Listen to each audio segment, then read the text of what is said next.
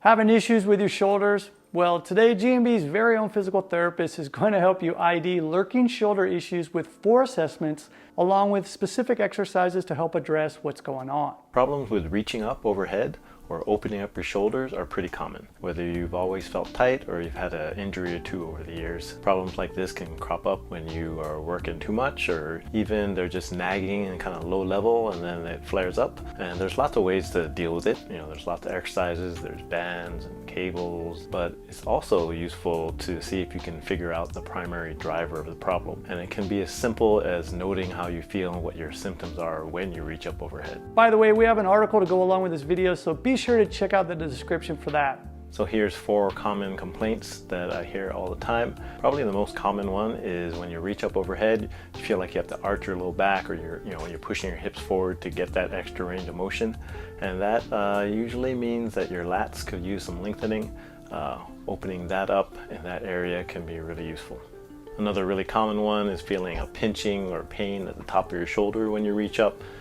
This so-called impingement is very common, and it could mean usually that the shoulder blade, your scapula, have to have more freedom moving forward and back and up. Another one I see pretty often is that your mid-back feels hunched when you lift up. It feels like your arm's moving up but not the rest of your body, and that is thoracic extension, thoracic mobility. And then last, and it often comes along with that thoracic mobility, is this feeling when you reach up that either your abdominals feel tight or the ribs feel tight, or even when you have both hands up and you're reaching up and you feel like you can't breathe as well. So this kind of rib elevation work, very useful to include exercises that deal with that.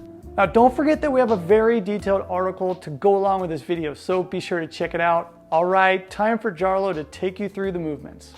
This exercise is quadruped side-bending, and what you're doing here is you are anchoring at your hands.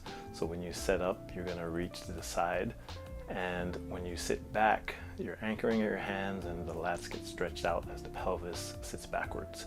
So when you set up, you're going to breathe in, and then as you sit back and stretch, you're going to breathe out.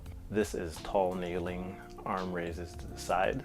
So when you're in tall kneeling, now you are anchored at your pelvis when you're kneeling in that position, and you are reaching with your hands to stretch your lats. So again, you're going to inhale as you set up, then exhale as you stretch out to the side. These are quadruped shoulder circles.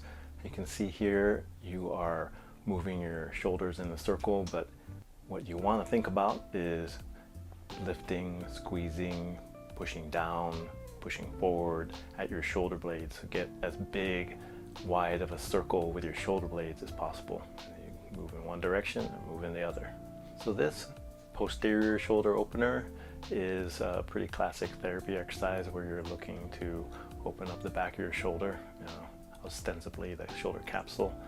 So you're going to anchor here at your elbow, and you're going to drop down and feel like you're stretching, tractioning, and opening up the back of your shoulder.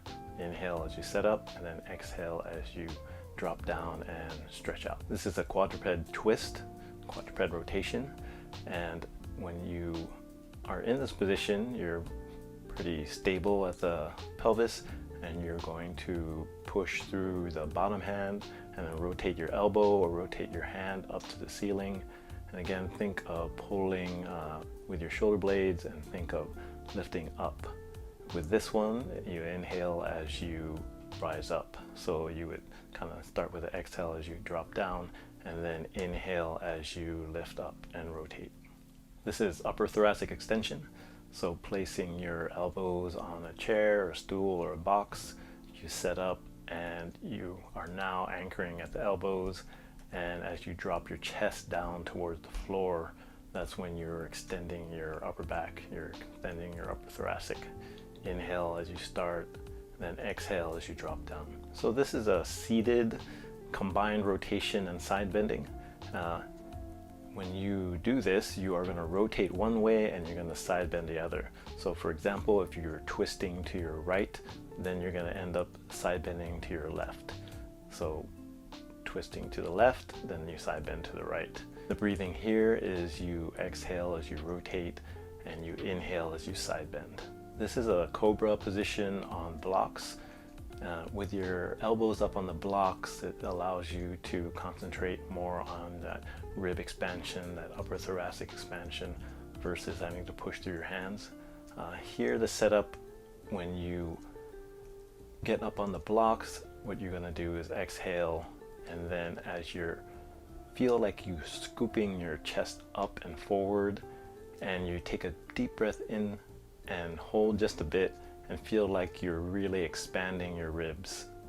So those are some great examples of well-proven, time-tested isolation movements that have been really helpful for my clients and patients to open up the shoulders, shoulder blade mobility, thoracic mobility, rib cage elevation, all of those types of things. But arguably even more important is finding a way to have that total full body integration of all those movements to really consolidate and integrate that shoulder mobility, that range of motion that you've just gained into kind of real life activities. And this is where locomotion activities can be very useful. Locomotion movements, these crawling quadrupedal motions that incorporate pushing through the ground, side bending, rotation, a lot of mid-back work, a lot of reaching.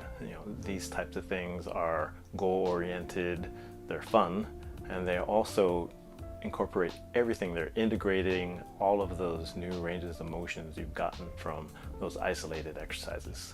Here we see this bear crawl where you're actually going backwards. So this variation where you're going backwards really emphasizes pushing through the hands and getting that scapular range of motion, all of the muscles that are involved with that, as well as that shoulder blade mobility. Also pushing backwards, emphasizing and exaggerating that, works on thoracic extension, and all of that together, again, is very useful to bring it all compact and integrated into your movement. Here in this twisting bear variation, you have more emphasis on the side bending. Again, with the reaching, you have the shoulder blade mobility, the muscles involved with that, protraction. Again, very, very useful. This locomotion called the monkey 180. And so this crawl, you can obviously see the side bending, but also because it's in a squat position, the way your pelvis is sort of anchored into the squat, you're gonna have a lot of stretch through the lats. You're gonna have a lot of needing to elevate your rib cage, stretching the abdominals. Again, very, very useful, and kind of tricks you into doing all kinds of motions all within that minute that you're doing it. Here, this is a Frogger, and with the reaching forward, you have shoulder blade mobility as you reach forward. You have the rib cage and thoracic extension, but you also have, as you push down through the ground, you have to activate your core, you have to activate your abdominals, your spinal erectors, and again, disguising a lot of shoulder, upper body motion into this full body integrated movement. The assessments and movements in today's video are a great place to start, but there's one video that you need to watch in order to make sure that you're continuing to keep your shoulders moving and feeling great. That video is right here. Go check it out.